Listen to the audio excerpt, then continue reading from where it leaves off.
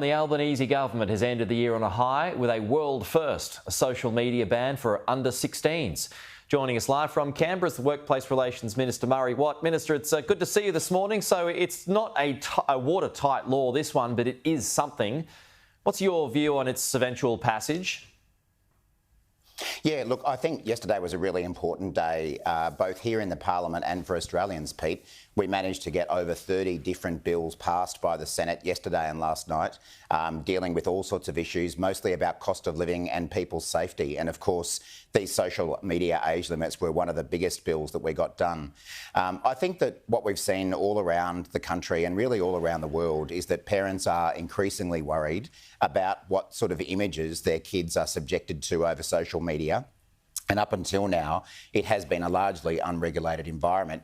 And I frankly think it's quite exciting that Australia is first in the world in taking steps to protect our kids with these age limits. So we'll obviously now move to the implementation phase, led by Michelle Rowland as the Communications Minister.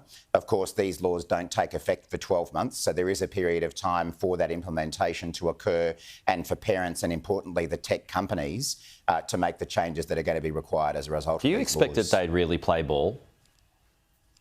The tech companies, yeah, I think they will, because we've obviously, as part of this legislation, included potential fines of up to $50 million. So that's not an insignificant amount for these companies, in addition to the social and reputational damage that I think they will continue to experience if they don't actually take this issue seriously.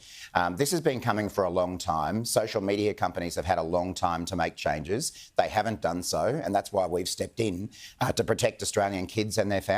The Human Rights Commission has reservations about it. A negative human rights impact on young people is what they say.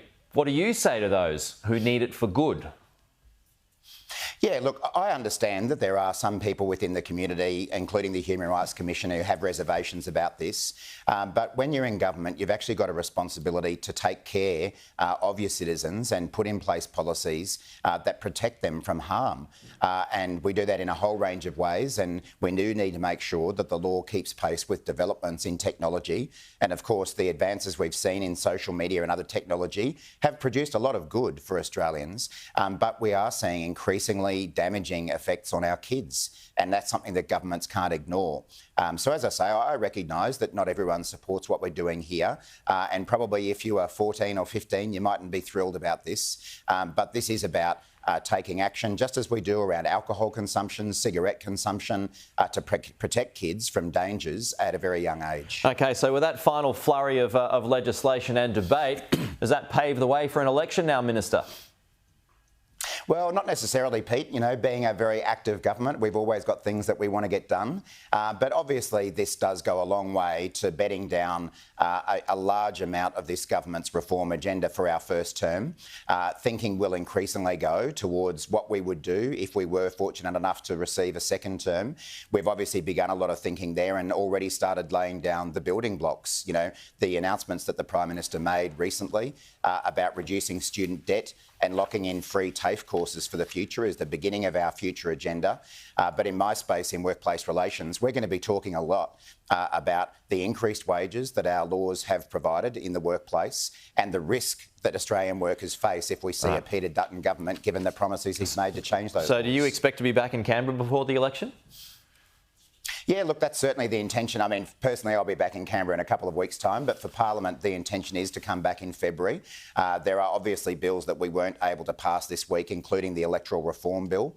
So there's plenty still to be done, but it is a really good thing, I think, for Australians that we were able to pass so many laws yesterday, dealing with cost of living, building more homes, keeping people safe, whether it be online or from anti-money laundering legislation. So I think it was a great day for the Senate to get that work done. All right, just a final one in your wheelhouse, Minister. 30 seconds left. The independent review into secure jobs, better pay. Final day of submissions? Yeah, that's right. So the submissions closed today on the review of the first wave of our workplace law reforms, Pete. We'll be having a good look at what everyone's got to say about that. But I think the evidence is clear that as a result of our changes, wages are going up, inflation is down, employment is up, and industrial action is much lower than it was under the coalition. So some good news for workers and employers, but of course we'll take a good look at these submissions. We'll leave it there. Minister, thanks for your time.